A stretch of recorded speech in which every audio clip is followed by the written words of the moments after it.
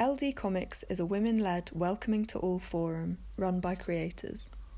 We champion the graphic novel form, particularly works with an autobiographical voice.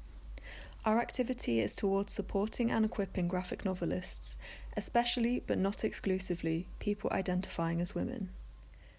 Established in 2009 by Sarah Lightman and Nicola Streeten as Ladies Do Comics, today LDComics is run by a committee of published graphic novelists: Rachel Ball, Emma Burley, Lou Crosby, Wallace Eates and Nicola Streeten.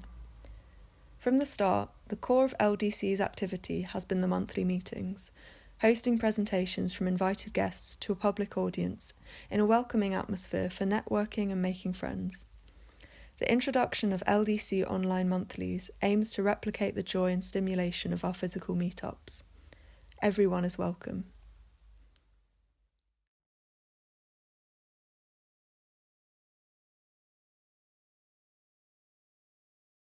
So hello everyone, my name is Shuchita, or you can call me Shuchi. I'm currently an assistant professor in illustration and comics at Kennesaw State University. I will be speaking a little bit about how I've leveraged technology in my own personal life, but also now in the life of my students. Um, and yeah, I think I have the best job in the world. I'm a professor in comics. I mean, there can't be a cooler position to be in. All right. Um, so here goes. All right. So I'm going to start with a definition by Scott McCloud, as boring as this is. Scott McCloud defines comics as juxtaposed pictorial and other images in deliberate sequence intended to convey information and or to produce an aesthetic response in the viewer. How boring is that? But I try to take us back into history where I say that Lascaux is famous for its cave paintings, and it is found in southwestern France, as we know. And as per Scott McCloud's definition, I consider these 20,000-year-old images as the first examples of comic art. For me, the art conveys a narrative and is done on separate walls in sequential format. And of course, these prehistoric cave paintings were not discovered till 12th September 1940, pretty much later than when they were actually produced, which I think does not have to be the case today for our comic artists. So I'm going to speak about my journey. I started working with traditional media in 2017 as I went to California College of the Arts to pursue a master's in comics. At the time, I did not know how tedious the process of drawing repetitive panels was. Some suggested I spend some more time learning perspectives. Some suggested I take up figure drawing lessons. Some just suggested I give up and pursue something easier as comics would eventually break my heart, possibly my back, and give me carpal tunnel. I did not do that, luckily. But here are examples of what I did traditionally before, and then a digital one that I've created, I would say, more recently. So, lucky for me, all it took was to get an iPad and pencil and download the software Procreate. With that, hours of erasing were replaced by simply using an undo button. My wonky perspectives were now replaced by cleaner lines thanks to their vector tools and canvas guides. I could finally focus on what I love to do, drawing lines and patterns. The bothersome parts were now being taken care of by technology. Even the repetitive patterns that were time consuming were replaced by simple stamps and brushes that I could now create in apps like Procreate or Photoshop to give my art some more texture. So all of this created efficiency in the pace at which I produced art. Now, hopefully this video works. It was not supposed to be a blind screen. Let's see.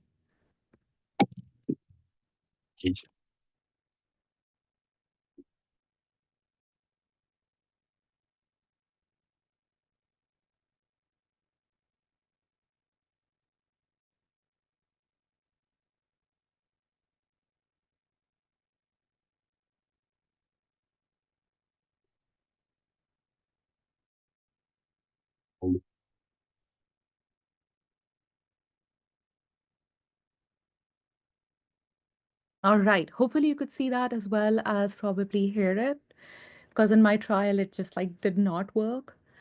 All right. So moving back to like now that I had discovered, oops, Sorry, a minute. So now all I had to do was, once I had learned how to make my art and produce it more efficiently, by the way, I love working digitally. All I had to do was to figure out a way to promote myself in a way that I did not seem like a sellout. So I blurted this thought out to a cab driver in San Francisco, and he suggested that I start posting my material on Instagram. We were stuck in traffic, and I argued with him that I did not want to be those people. He argued back, saying it wasn't as much about building an image as the accountability to an audience that rooted for an underdog, me being that underdog. I thought about it and I thought some more about it. And after much of that thought, I decided to give it a try. So here is one of my few earlier posts that I did for my first 100-day challenge in 2018. In these challenges, I create a piece of art every day for 100 days consecutively. I just finished my 14 challenge, so I'm kind of addicted now. So, as everybody wonders when they're on this journey, is like, where does this all go? So, the response to my daily art was slow but encouraging. I noticed how audiences would view a piece and then engage with it. The challenges became a part of my life where I felt the need to experiment and express. I am a comic artist after all, I thought. Should I not be putting out my work by practicing it in real time? I generated a lot of work over time and wondered, where was this all going to go? So, as time went on, the engagement and the crowds grew. The likes did not. But sometime after my 7th 100-day challenge, I got an email from the editor of the New Yorker cartoon section saying she'd be happy for me to contribute. She had been following my journey on Instagram. I did think it was spam, but it turned out it wasn't. Thank goodness for that. So here is my first publication in the New Yorker, and you can find a few others if you just type in my name and give the New Yorker there. So now that I had some attention, I strived for a community. Social media platforms like Instagram became my window to just that. Artists like Amanda, Liz Climo, Connie became inspirational and motivational to my daily comic journey, and I felt less alone. So this is some of their work and some of the pieces that are just so funny that, yeah, it makes me want to follow them. Today, digital platforms like Webtoons, Tapas, and Cosmixology make it possible for comic artists to engage with a global audience. Marketing on social media platforms like Instagram, Facebook, and X help artists build a fan base, which can then crowdfund digital comics in a physical format. What you're seeing here is an example from Dani Sterling's Crumbs. So Dani Sterling started making her webtoons, and through its popularity on the platform, it has not just been published by HarperCollins imprint, Clarion Books, but was also nominated for an Eisner in the Best Graphic Novel category in 2022. Technological reach have also made some webcomics so popular that they have been adapted into TV shows and video games. And one such example is the One Punch Man. It was the Japanese anime that first came to light in 2009 as a webcomic, and it just went viral. Its audiences were wanting for so much more that eventually its creator, One, released an ebook with over 100 chapters. By June of 2012, the original webcomic manga surpassed 7.9 million hits. By April 2020, the manga remake had sold over 30 million copies worldwide, making it one of the best-selling manga series of all time. So today, with the use of technology and software tools, one can create a piece, put it up online, print on demand, with services like Printful, Lulu, Amazon Kindle Direct, thereby surpassing the need of an agent or publisher. This level of manufacturing and distribution empowers comic artists such as myself to be their own brand and be more in control of their finances than ever before. So one such example is Radia Rahman, who came and spoke in my classes. She happens to be a popular internet artist. She began sharing her illustration journey on Instagram right after receiving her BFA degree from the School of Visual Arts in New York. Radia created a community surrounding her work by sharing her studio practice in video format on YouTube, and her supplemental media resources on Patreon. The platforms give her a following where she could set up her own small business. Her social media channel format follows a marketing strategy where she sells merchandise based around her comics and illustration for a limited period of time, thereby making her merch almost like a collector's item for her fan base. With her popularity, she has landed several freelance assignments in magazines and has spoken at several institutions and podcasts on her self sustainable business model. It is pretty amazing. And you can find her on Instagram. So, another such example is Katana Comics. Maybe you're familiar with her work. With over 3.3 million followers on Instagram alone, the immense popularity of Katana Comics is remarkable. She has been drawing her slice of life comics since 2016. With a background, by the way, in psychology, not in comics, Katana Comics was started on a whim till her boyfriend John decided to share a few clips of her comic strip on Reddit. Her comic strip went viral, and as of 2023, Katana Comics has acquired over 4 million followers across multiple platforms and has been published into four hardcover books, including multiple appearances on the New York Times bestseller list. So today, the series continues to update weekly online and has grown to feature a cast of characters. So that's her with her husband John here. So today, comics can be made accessible to diverse audiences through various technological advancements. Embedding comics with audio descriptors and putting them together in ebook formats that are compatible with screen readers make them accessible to blind and low vision readers. Accessible Comics for the Blind project is one such example. This project is an ongoing collaboration at San Francisco State University between Comic Studies, the Program for Visual Impairment, and the Longmore Institute to explore ways of making comics accessible for blind and low vision readers. Using narrated audiobooks, a regional based navigation code, image descriptors, tactile braille, and apps such as Visling allow comic artists to use technology to read a wider audience. So if you would want to take maybe or just scan through the QR code here, you can do that so that you can actually not just, I mean, you can look at the narrative here, but also like listen to it. Comics Beyond Sight, a highly visual case for blind access by Nick and Emily in MIT Technologies Review June 2023 issue is one such example. And that's the one for which I've given the QR code here, if you just want to take a minute to hold up your phones.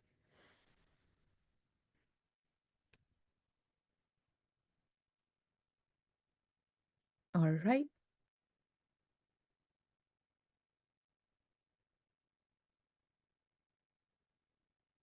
So, computer languages like UX, UI, C++, and Java are not just associated with the sciences today, but are being actively used by cartoonists to create interactive comics. So, I'll be walking you through my interactive comics, which was made as a part of my master thesis at California College of the Arts. And it happens to be a narrative on a homeless person. The idea was to generate empathy and to show how the healthcare system um, is pretty poorly provided in the US.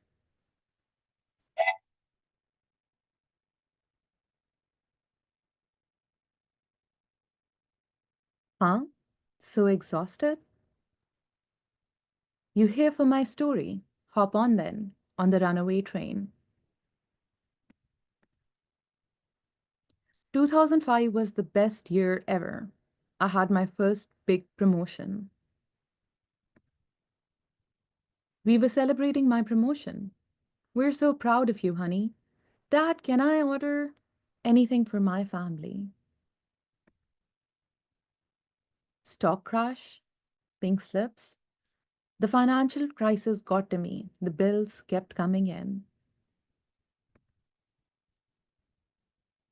I couldn't keep up. They left.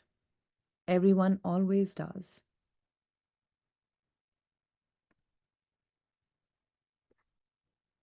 2009, more job cuts. Oh, drinking becomes a problem. The bills keep piling on. And then comes the eviction notice. Where should? Where should he go? And will you take him home? So the idea, like I said, came as it was a story that was narrated to me. It doesn't happen to be my own experience, but yes, making an interactive comic like this to talk about just the overall situation of how people can get into debt in the US was the idea behind it. I'll take you through now the future of technology in comics and some experiential digital platforms. So interactive webcomics are something that are already happening now. They include features like voice narration, audio descriptors, and interactive text that can be beneficial for readers with disabilities. Augmented reality is also being used where readers find their panels come to life by using AR glasses or mobile apps, thereby enhancing their immersive experience. And I will shortly show you an example of what we've been trying to do in the classroom now and integrating comics with augmented reality. Virtual reality has given comic readers a chance to enter the world of their comic characters by using 360-degree environments. And I would like to show you the motion comics Exodus, and then I'll speak about it as well.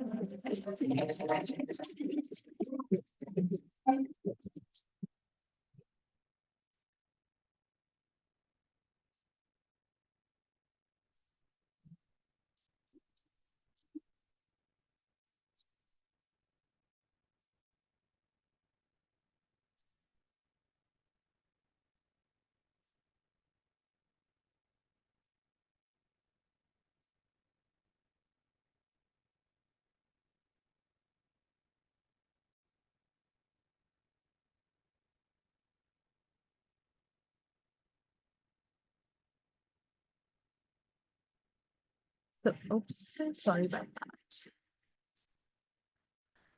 So combining music, sound effects, and animation, what you just saw was a motion comic. Exodus follows a group of refugees fleeing an unnamed war-torn country. Continuous tragedies remind us that Europe's refugee crisis is far from over. Viewers can interact with the motion comic by moving their tablet or smartphone horizontally navigating across a panorama drawing of almost 12 meters. The use of 2.5D parallax scrolling and the subtle animations heighten the sense of immersion into the world of the story.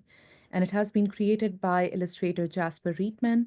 Exodus was also originally published as a graphic novel by Submarine Channel. So it is just some very fascinating work that has been going on currently. So this happens to be Modern Polaxis. I don't know if you've heard of it. Modern Polaxis is a paranoid time traveler, and the whole story comes to life as an augmented reality comic book. The book is presented as Polaxis's private journal. Polaxis writes about his day to day life, but all his secret information, his paranoid delusions, and conspiracy theory are hidden away in the augmented reality layer. So let's take a look at that. Modern Polaxis is a paranoid time traveler. Polaxis writes about all his strange experiences in his private journal. But all his secret information, his paranoid delusions and conspiracy theories, he hides that away in a layer of augmented reality.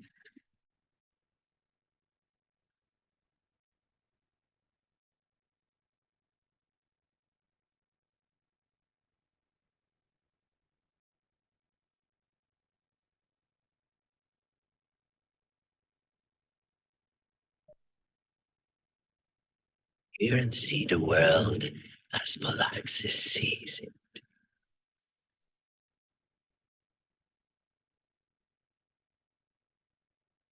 All right. If you would want any more information about this, this is created by Sutu, S-U-T-U, that it says, and they're the writer, director, illustrator, and animator of this comic book. So if you need more information, you can pretty much drop it on YouTube, and I think it's going to pop up. All right. So I'm also going to be talking about how I integrate AR in comics. So this video actually really inspired me. I presented this during my international conference, and then I got into the field because I was just so curious. If you could all take the time to maybe download this app that I've mentioned here, it's called Artivive. As I finish my presentation, I'll come back to this slide to show you how one can actually embed augmented reality into a comic panel and to just see how it can be more immersive in nature. So I'm going to come back to this slide, but meanwhile, it's a free app and it has like a few free views, etc. as well. So if you could just take maybe, yeah, as I'm speaking, maybe you can like download it and then we'll come back to this panel to just see how it works. All right. So I'll continue to talk about the future of technology with adaptive technologies. So apart from experiential digital platforms, which we just looked at, we currently also have adaptive technologies. And these include customizable text sizes, color schemes for colorblind readers, and formats that are compatible with screen readers, making them accessible to people with disabilities. We also have multilingual support, which allows comics to be easily translated into multiple languages, broadening their global reach and engagement like never before. And then there is the most important question for all of us cartoonists, which is about paying bills. So, subscription services like Substack, Ko-fi, or Beehive continue to give comic artists an option to generate revenue on a regular basis. Crowdfunding and patronage platforms like Kickstarter or Patreon remain important, allowing creators to fund their projects directly through fan support, fostering a closer relationship between creators and their audiences. And I'd like to end my presentation by quoting one of my favorite illustrators. Mobius said we artists can only go as far as the people can follow us.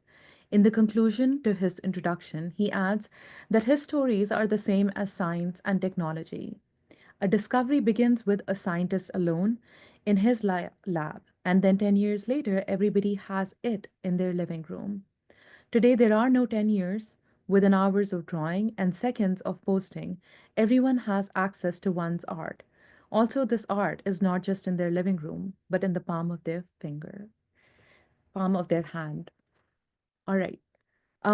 Thank you so much for being here. I don't know if you had a chance to download the app Artivive, but if you did, and if you hold it, it kind of looks like it scans an image and then it kind of gives a rotation on it. You should be able to see the panel move. But we can always come and take it later on if you want. All right.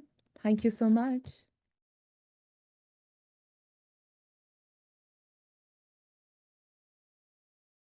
Hello, my name is Kelly Froh. I live in Seattle, Washington, but I'm from Wisconsin, which a small town in Wisconsin, actually. And growing up, I love to tell stories. I love to draw. I love to draw characters. I loved Sesame Street. I love the Muppets. I loved comedy records. Unfortunately, he turned out to not be so great, but I grew up listening to Bill Cosby comedy records. And he used to tell stories about being a kid. And I just loved the way that he was able to talk like a kid and tell stories in such a relatable way. And I didn't see that again until I found Linda Berry and I started reading her comics. And I thought, she's an adult that's able to tune in to how kids talk. And that's something I've just always really liked about autobiographical comics, is just kind of like finding that real way that people talk. But anyway, I did not start drawing comics until I moved to Seattle in 1994 and went into a record skateboard shop. And they had a very small section of alternative comics. Now, for me, that was that completely blew my mind. I'd only known comics, like most people, from the newspaper, from superhero comic books that maybe my dad had. I don't even think my younger brother was reading those kind of comics. So comics didn't seem like something a girl even would look at. Keep in mind, I'm a little old. I'm 50 years old, so times have changed. But back then, it was comics were kind of more for boys. So when I saw the work of Linda Berry, Debbie Dreschler, Julie Doucet, and these were women's stories, and these were stories about real life, I was like, okay, here we go. This is it. This is my medium. And I've been drawing mini comics ever since, probably about 60 or 65. And since then, pretty lo-fi. I love the digest mini comic that you photocopy and staple and hand to your friends. I've put collections together, though, of these mini comics. Just for the sake of not having to reprint little books over and over through the decades. I've put little collections together. The Weeknight Casserole collection, that's in reference to just a lot of things put together that don't necessarily mesh. And my journey from Wisconsin to Seattle is my most long form work, I guess you'd say, walking uphill. My friend and my best friend at the time said, I think Wisconsin is too small for us. Let's go to the West Coast. And I was like, yeah, sure. Why not? Let's give it a try. Because I was so fearless, because I was 20 years old. I had no fears. There's no way I was going to die and nothing was going to hurt me. It was a wonderful feeling. And we took a one-way train across the United States. And at the time, we actually arrived in Portland, Oregon, thinking that's where we would end up. But a week later, after not being able to find an apartment or a place to work and just staying in a youth hostel for a week, someone suggested that we move up to Seattle. And I think it was because of our baggy jeans and our flannel t-shirts. I don't know, something about us. They thought for sure that we would fit there. And we pretty much found an apartment and jobs right away. And it was a city that really embraced us. And I can say that about the comic scene as well. Throughout my 20s and 40s, I made mini comics this whole time. In between that period, I went back to college. I went to art school at Emily Carr, which is in Vancouver, BC. I was actually thinking that going to school there, I might cure myself of drawing comics and maybe take up painting, take up printmaking a little bit more seriously. And I drew comics the entire time I was there.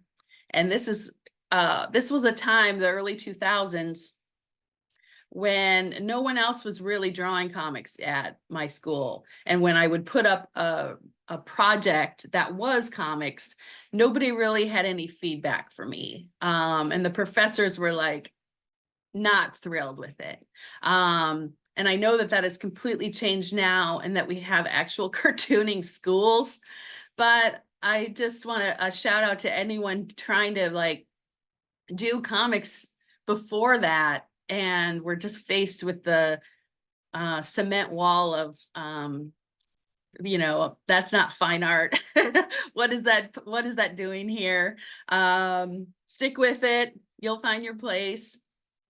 When I was younger, I did a lot of stories about dating, embarrassing moments.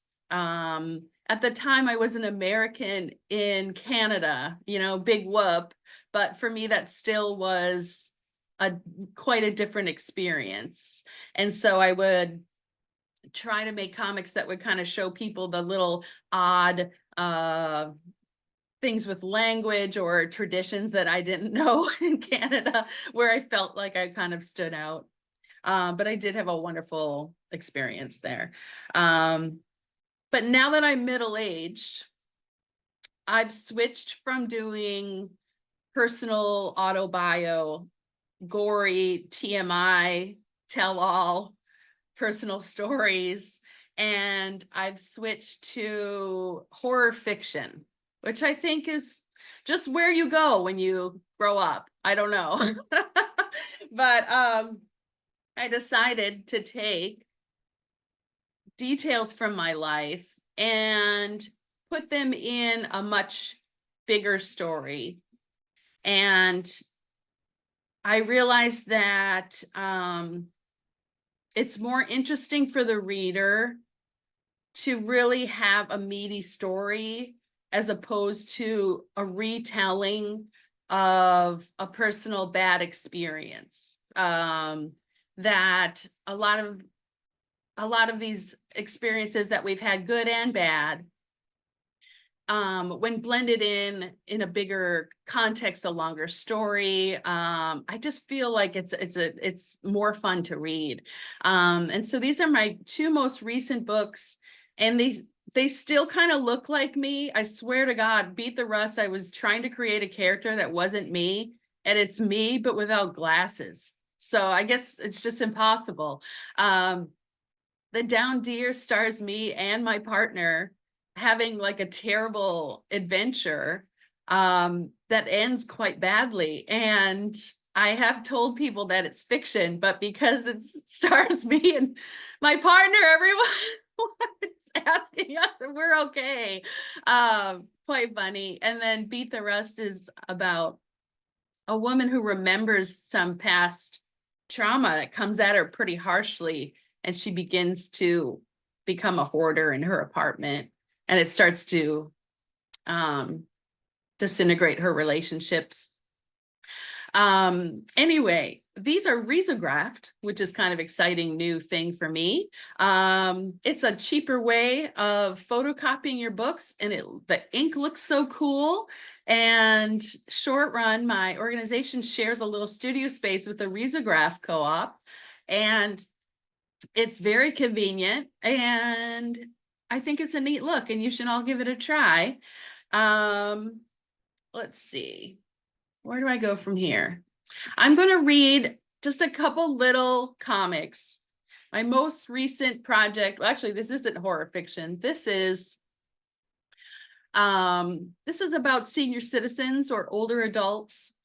And one of my gig jobs, Short Run takes up a lot of my time as an organizer, and I fill in around that job, teaching and facilitating painting classes for older adults 55 and up, which is actually funny. I've been doing it for 10 years and now I'm 50, and I hate to say 55 and up as seniors, you know. I'm gonna have to figure something out with that, but it's an organization called Seniors Creating Art.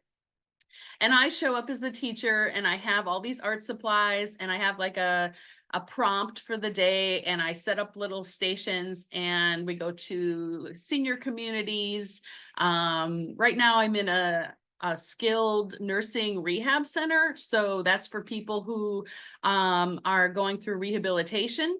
And so I show up and do an art activity for an hour, and they appreciate it. And guess what? It's not watching TV. You know, it's like something that can kind of break up the day and hopefully bring some enrichment. And it turns out almost everyone that shows up says, I can't paint, I can't draw, I'm no artist. And then by the end, I'm like, oh, surprise, guess what? You're great. This looks awesome. And I try to just let people not have the pressure of being an artist and say, oh, we're just going to paint for an hour, or we're just going to draw for an hour like we used to when we were kids. So that is probably one of the most enriching things that I do in my life is reintroduce art into older adults' lives who maybe have kind of forgotten that it's an option for something to do. I also take care of 2 senior citizens that live in retirement communities. They need a little extra help with things. And so actually companionship and household help. And I visit them once a week, and I've been seeing them one for 7 years and one for 10 years. And I didn't start taking notes until last year of all the funny things that they've said, little experiences that we've had.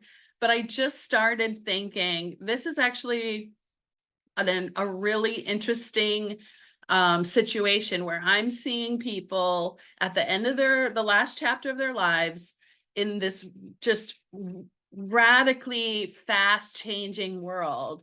This technology is speeding forward.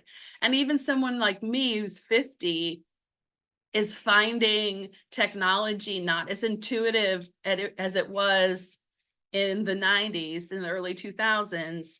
And yet senior citizens in their 70s and 80s are finding it. Some are great. Some are like super with it and on top of it and better than us. But some don't have cell phones. Some have really old computers. Some don't have computers. And the way that society is moving forward is everything is app-based, and scan this QR code. And if you want this discount at the grocery store, you have to use your phone. And yet I'm working with 80 and 90-year-olds who are finding themselves really being pushed out of the way things are kind of rolling here in society. So I'm trying to make little notes of those moments of bafflement of where does this leave me in the world when everything is speeding so far ahead. So actually, I hope that the comics I chose reflect some of what I've just said. Some of them also are just kind of silly, but I just want people to know, to get to know their personalities as we get deeper into it. Let's go. This one's called Guessing Games. And so this is me sitting with one of my clients. It's called Guessing Games. Who's that Black woman who is rich? Oprah? Yes. So I'm very good at this game, you should know. Who's that guy who eats a lot on TV? Guy Fieri? Yes. I should say we watched Diners, Drive-Ins, and Dives a lot, which is his show where he just goes around the country, goes to visit funny restaurants. Who's that guy we hate? Trump? Trump. Yeah, I knew that one right away. This is going to be my other client, Facebook Adventures. Who is Keanu?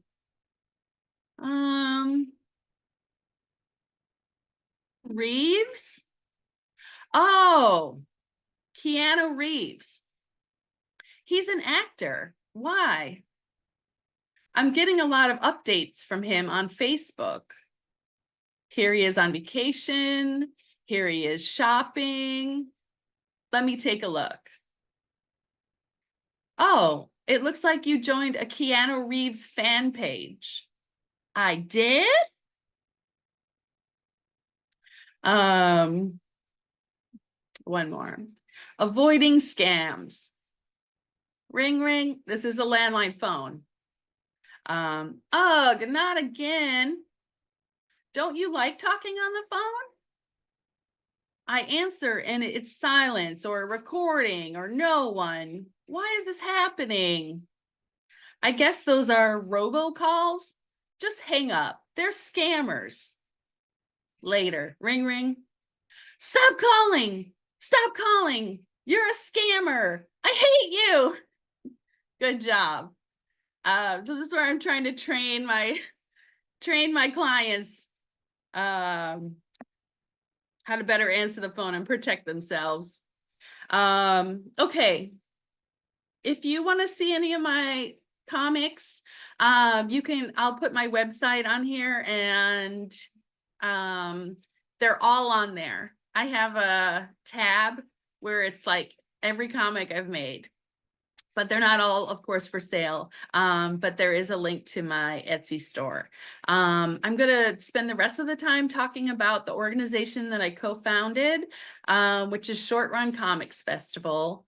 And the year was 2011, and me and 3 women who I barely knew got together and said, what Seattle truly needs is a smaller alternative comics festival. As we have the big Comic-Con every year. But there wasn't, there was nearby the Olympia Comics Festival, which was an influence to on us. And we'd been to other smaller comics festivals, and we knew that Seattle had a big enough population of cartoonists, especially in the Pacific Northwest, if we were to invite people from Portland and Olympia, Bellingham, Vancouver, areas with lots of comic artists. So in 2011, we rented a space. We got all of our artist friends there and put out some advertising, word of mouth, postering on polls, and 800 people showed up and completely packed the place. And we were like, oh, this is great, but also, oh no, do we have to do this again? And here I am 14 years later. This was from last year, and also I'm the last person standing. I should say, 2 of those 4 women left after a year, just with different life changes, and it wasn't going to work in their lives. And then Aaron Franklin was my partner through 2018, and I do actually super miss them. They had a wonderful vision, and they did all of our design, and we worked really well together, but they decided in 2018 to get a real job, and I had to respect that. So I'm the sole employee, and I manage all the admin and everything that happens throughout the year so that this one day can be wonderful for everybody. And this our 12th annual festival just happened in November. Here's a picture from that, being held at the Seattle Center, which is home of the 1962 World's Fair underneath the Space Needle. It's very exciting. It was very exciting for us to be able to move to this location. And we felt like a real part of Seattle's arts and programming for the year. We filled the space with about 250 artists that apply in the late summer. And we do curate the festival. As you can see, we're not like a Comic-Con. You do not get a big booth. You don't build a big cube around yourself. We ask people to keep a nice sightline, because this is also a wonderful day of community, and we want people to see each other. We want them to talk. Friendships are made. People have fallen in love. I don't know. No, it's a great way to meet people, have future collaborations, and we have a joyous vibe at our show. And I really believe it's because people, they want to be there. It's fun. It's just one day where it's super busy all day. And you are in the trenches together with constant people and talking. And it is work. Tabling is work. But it also just really, you're there with your peers. And hopefully you've made a new book for the show. You're excited to present it. So yeah, we have a good vibe at our show, and a lot of people do want to be there. It's a very popular show, I'm happy to say. And we encourage anyone who's interested to make their way to Seattle. And we've positioned the festival in the worst weather possible, which is rainy fall, but it's also good for like holiday shopping and that kind of thing. Just a few pics from this past festival. It is a one-day festival on a Saturday, but we start doing things Thursday night. We do different talks, and we have art shows and workshops. We invite some special guests from around the country, around the world. And we want to give local people an opportunity to talk to them and interact with them outside of the very busy festival. During the fest, we've just started something called the Short Talk, creative conversations during the festival. So if you want to step out from the busy sales floor and just spend some time listening to artists talk about their work. We have a great relationship with Fantagraphics Books, which is, as you all know, one of the best alternative comic book publishing houses, which is right here in Seattle. And then where I met Nicola, and something that has continued on now for about 8 years, is what we call the Trailer Blaze Comics Residency, which is our second most popular program that we do. And this is a self-directed residency where 12 to 14 women or non-binary artists apply. They have a project that is in progress, and they need the time and space, solitude. They need to be away from home to work on it. They come to Seattle, and we drive them to an isolated place near the Pacific Ocean, which is this campus of renovated Airstream trailers and a big drafty lodge. And we love it. It's like you each get your own 1-bedroom apartment for the week, and you work all day long. You, of course, can come out if you'd like, but most people work all day. And then at night we make group meals, and we sit around the fire, or we go for walks. And we talk about what we've been working on. We get to know each other. Most of these women only know each other. Most of these artists know each other from Instagram or maybe some affiliation, but almost, I would say the majority of the time, we're strangers when we show up, and we leave completely bonded by the experience of being in kind of a distant place. You look at your work differently. You learn different. You learn from everyone what their processes and practices are, and what are you drawing with, and how do you do this? And so it's a real beneficial experience. Here's just a gorgeous picture of, yeah, there's old buses and trailers, and it's so beautiful out there. We also do monthly artist talks. We call them show up artist talks. Not only show up to attend, but show up for yourself and for your work, and stand by your work and tell people your comics lineage, what you read, or who influenced you to take up this medium. And this has just been a way that locally here in Seattle, we find we unearth who's making comics and putting them in a room with other comic artists to just get to know each other better and be more invested in their success. During the pandemic, when we weren't able to have a festival for 2 years, we published a book, which I call a festival in a book, because it's loaded with the history of every single one of our festivals, photos from all, every detail about every artist that ever worked with us, every artist that ever came to the festival, every art show. It's like the hugest archive project that I could possibly do, but that would also be enjoyable for other people to look at. This is still available if anyone's interested, but I must say the ending is sad, because I have like the 10th year poster with like canceled over it. And so now that we're back from the pandemic, I want to make an update, you know, of like little flyers from every year that you can put in the back of this book. And then this year, I hope I'm doing okay on time, but I'm almost done. We did a paid apprenticeship for the youth, the future tablers for Short Run.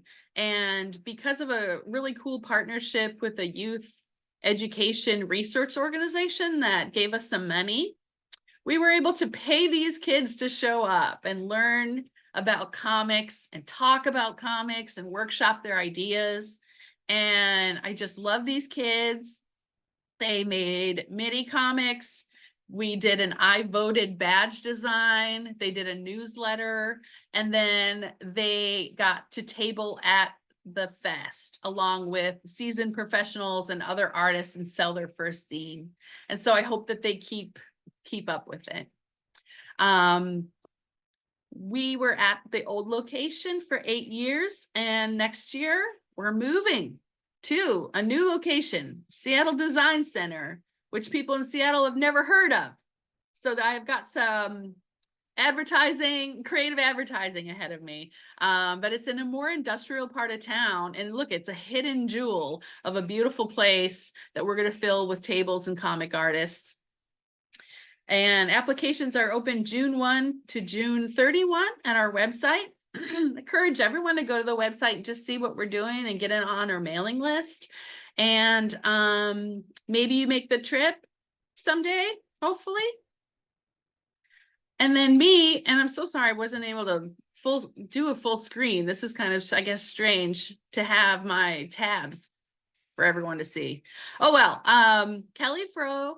I don't actually put any art on my Instagram. I just direct everyone to my portfolio, and I just keep all my books and drawings and paintings and everything there.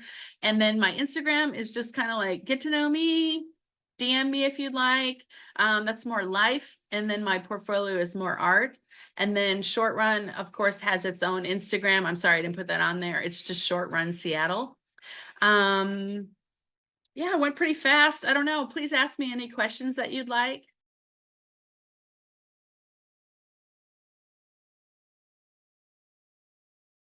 As Nicola said, I live in Bristol in the UK, and I've illustrated something like 50 children's books in the course of the last 30 years, but also done lots of editorial illustration. And I did a cartoon in The Guardian for nearly 20 years with a friend of mine. Sorry, the door's opened. Wait a sec.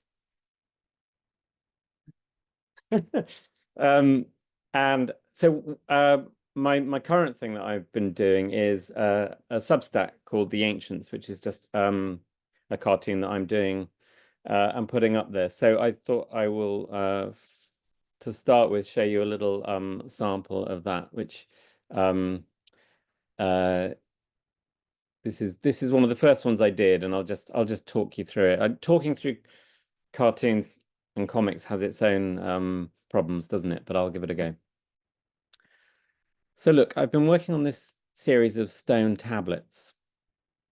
They're basically shards of my wisdom, bon mot, epithets, witty truisms, that sort of thing. Really nice. Essentially, what being ancient has taught me, the sum of my knowledge, and some dishwasher tips. What are you going to do with them? Well, I thought we might hurl them at the young. Gosh, they're very heavy. I don't think these will hurl. No, well, they don't deserve them in any case. They're nice objets though. So that was a little sample of the ancients. They're usually getting quite grumpy with the youth. But what I thought I would do is so I'm in my 50s now, and I was thinking I would do a little potted history of the sort of comics, my history in comics, but also with an eye on the kind of materials that I use. So starting out in the 1980s, which is when I was a teenager, I was hugely into superhero comics, and this book here, How to Draw Comics the Marvel Way, I discovered at my local library and was essentially on permanent loan to me throughout my teens. And I just found it so useful. It's still in print actually, and for all its cheesiness, it's actually really great. And one of the things was, one of the parts was, what tools can you use? And they suggested dip pens and Indian ink and brushes. And so for a long time, I used the Guillots 404 nib and Indian ink to do my drawings. And as my teens carried on, I got really into the alternative comic scene, Fantagraphics, like Kelly mentioned. People like Dan Clowes and Peter Baggy's Neat Stuff were big things for me. And one day in my local comic shop, I picked up a copy of the Comics Journal with a 99-page interview with Robert Crumb, and I just took that home and just consumed it, and became pretty obsessed with Crumb's work, and sort of that certainly kind of influenced my late teens. When preparing for this talk, I did a little digging around, and I found this comic that I did in, I think it says 1988 at the beginning, and it's essentially me sort of revealing that I want to be a cartoonist. The last 4 panels here, but not really in books. I'm more interested in and you know, finally cracking and saying I want to be a cartoonist. And I put this in the work that I took to my foundation interview, and the tutor chuckled at it and gave me a place on the course, which was great. So at the end of that year, I applied to do illustration at Leeds, and I didn't get a place there, which is not really surprising. My portfolio was pretty rubbish, and I'd said I wanted to be a cartoonist, and they said, well, look, if that's what you want to do, you should just go and do it. So I ended up in 1990 moving to London and just starting getting some day jobs and things, but still loving cartoons. And I in 1992 I self-published my first, well, it might be my only like self-published comic anthology. As you can see, there's still quite a lot of Crumb influence, and I don't think, like, if I was doing this now, I would maybe try and make the cover a bit more attractive than this, but and it was a sort of little combination of stories and things, sort of autobiographical stuff, still using, you know, a very kind of scratchy line and scribbling away. And I just took it around to comic shops like Gosh and various places to sell it. And you know, I made 100 copies of it, but the really useful thing about it was that actually it turned out to be a really great way of getting my stuff in front of people. You know, rather than having to lug a big portfolio around, I could just give them a copy of my comic. And one such person was a guy called Mike Von Joel, who's a sort of London art world rogue, and he had this idea for a comic book called The Artist, and he said, look, do you want to illustrate it with me? So do you want to make it with me? So we made it. We were going to do a series. We only ended up doing this first one, but it was a kind of satire on the art world, particularly the London art world in the 90s, featuring a character called Robin Banks, whose nickname in the comic was Banksy. This has subsequently given rise to all kinds of sort of conspiracy theories that somehow this is connected to Banksy, the street artist, partly because I'm from Bristol, and so is a Banksy apparently, but also because Mike Von Joel slightly stoked those rumors when Banksy came along. So, you know, who am I to say? I don't know, maybe there is a connection, but so that was that. During the 90s, I started to, as a result of having these comics to hand out to people, I started to do some freelance illustration, and I ended up getting a gig doing a sort of regular editorial illustration for the Guardian newspaper. A friend of mine, Pascal, worked there, and he introduced me to the art director, Roger Browning, and he gave me some regular work, which was great. And one day, Pas came to see me for a drink after work and said, "Oh, look, Roger says there's an opening for a comic strip if you're interested." So I said to Pas, "Look, why don't we do something together?" Like, most of what he does is music, but we'd collaborated on a couple of animated things. So we came up with this idea, which was called The Pictures, which was about two sort of kind of not very good screenwriters in our version of Hollywood pitching their crap movie ideas. And the original idea was just going to be like, it's this meets this, and then the punchline was a silly name. But we soon got bored of that, and so we fleshed out the world a bit. And it ran for about 7 years. This is so materials wise, by now I started using a computer quite a lot. So I was doing the drawing with a blue pencil underlay, and then sort of final drawing with a pencil and then scanning it in. And for the first couple of years we did it, I would typeset it in freehand using good old Comic Sans. And so here's an early example of it, and I apologize in advance. It's pretty you know, I don't know. So I'll read this one to you. Palace Pictures needs a strategy, Larry. I'm just a humble marketing man, but from my POV, we need a USP. Sounds good, Greg. What do you have up your sleeve? Fart. Find a resellable tale. See, Larry, there's no such thing as new anymore. That's old hat. Just take the sauce and give it anal. Take the same old shit and give it a new adventurous look. A completely unique new twist. I love it. You never cease to amaze me, Greg. You're so full of clever, resourceful action plans.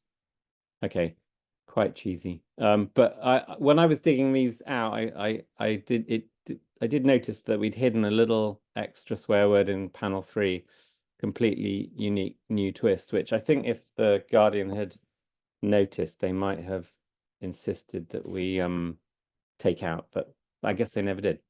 Anyway, about a couple of years into doing this, I just didn't like the sort of slightly plasticky look you get from typesetting them separately. So I decided that I would start drawing, handwriting the speech bubbles. So this is from a later one. And for the last kind of 4 years of it, I did that. And although it seemed a bit nuts to do it at first, because we did quite a lot of editing of it, and it seemed to mean it was going to take up a lot more time each week.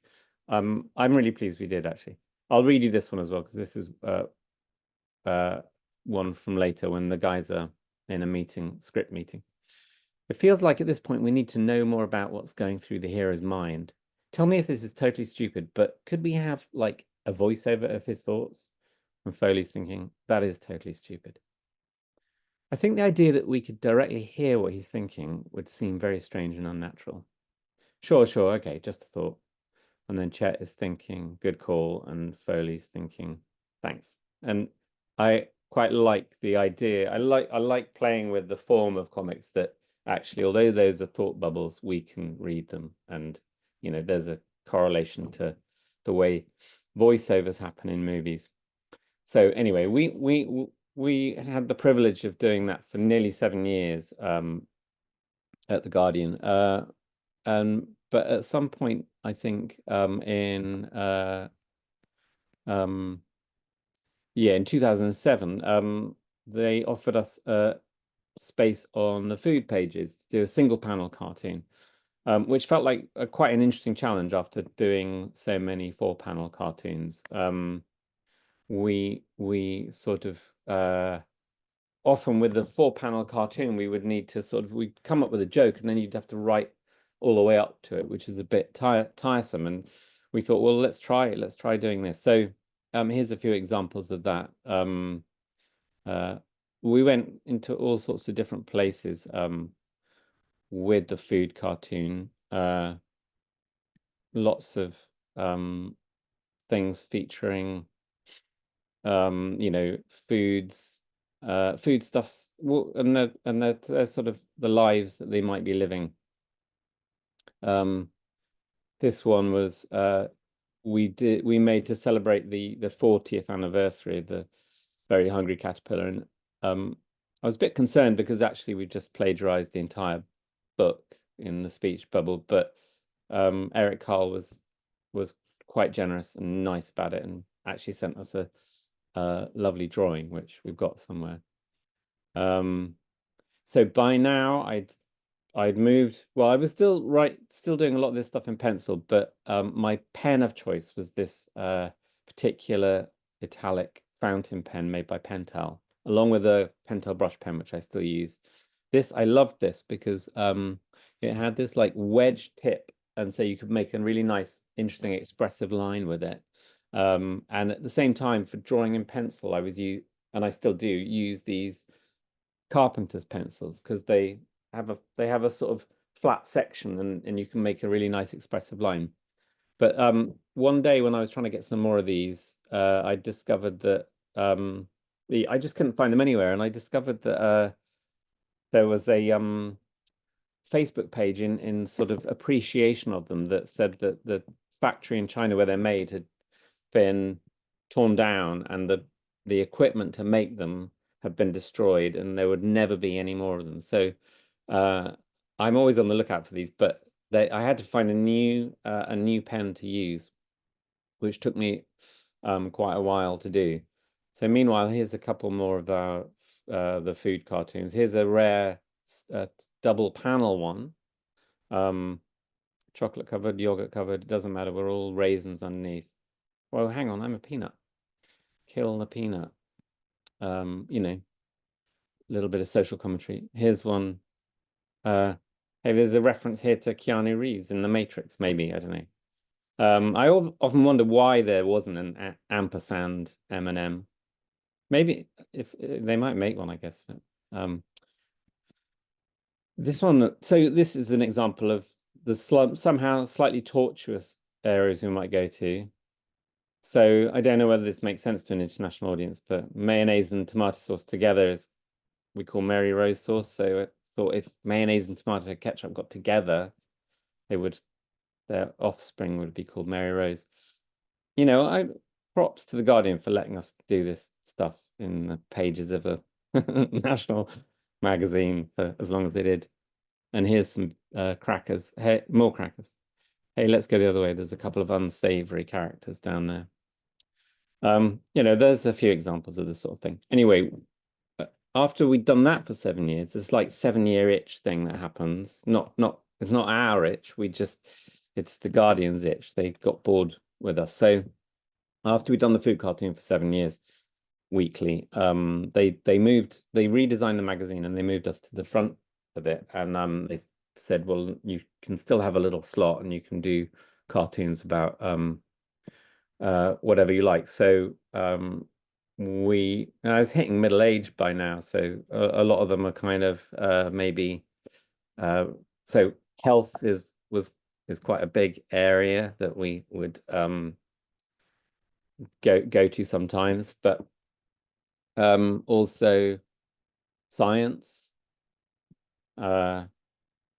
and art, you know, and Christmas. We did love coming up with, well, I didn't love it actually, we probably hated trying to come up with new ideas for Christmassy related cartoons, but sometimes you know, we found different ways to do it, different approaches. And then the pandemic came along, and so throughout that was quite a good source of inspiration for our. But you'll notice they're getting smaller and smaller. They actually tried to make it into like a postage stamp size at one point, and we said, look, we can't be funny in a tiny little square. And there's another pandemic one. So sometime in 2021, they redesigned the magazine again, and they didn't offer us a new place. They said so long. Pask was doing much more audio by this point, and it was more kind of my thing. We always co-wrote it and I drew it, but it was more in my DNA, the comics. So I wanted to carry on doing that. Oops. Oh yeah. During the same time, I also published 2 graphic novels for children with Simon & Schuster. The series is called Little Lies. They made 2 of them, but they didn't invite me back to do a 3rd, featuring a little boy called Sam Little, who was an inveterate liar. It's kind of based on me as a child. It started as I made this little story based on one of my terrible lies that I told as a kid. And I showed it to my agent, and she liked it and showed it to some publishers. And it took a couple of years, but eventually we found a publisher who was interested. They didn't want it to be, actually, I think we didn't really want it to be autobiographical so much. So that's why we changed the Joe to Sam. But I actually, in preparation for this, I reread one of them, and I was pleasantly surprised.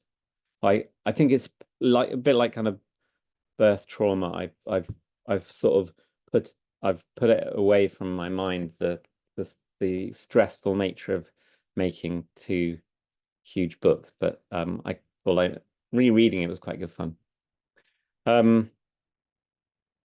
So by now I've lost my lovely Pentel metallic fountain pen, and nowadays I've returned to the dip pen and ink, and I just draw with that. Those are my tools. I scan in and I do color on the computer, but I make cartoons. Well, I've been sending stuff to the New Yorker for a while, but I gave up in the end. But so I make cartoons, post them on Instagram, and some of them I actually make into prints if I feel like they've got maybe a little bit more sort of longevity to them, make them into prints. And I have a very good friend who runs a gallery in London who sells my work. Some of them, like this one, are inspired by like the Penguin crime novels of the 60s. I love those designs, and I made some which were just very small crimes and misdemeanors. And here's another one which is just a paint chart, but most of these are single panels, but they do have a little bit of a narrative. Like this one has a little bit of a narrative if you read it from left to right. A sort of health panic, and then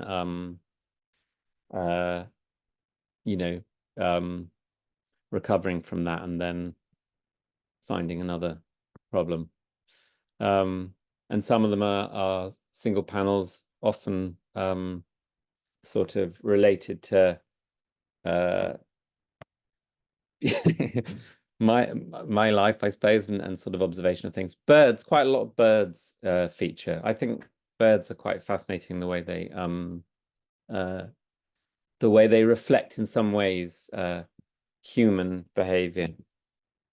And now I also I've been drawing this comic strip, The Ancients, and putting it on Substack. So please do follow it, and you'll get a cartoon in your email inbox every week. There's a few things here. Sometimes it's the characters themselves. Sometimes it's artifacts from our time that they may have found. But looking at the time, I've run over, and I'm happy to stop there. So thanks so much for listening in.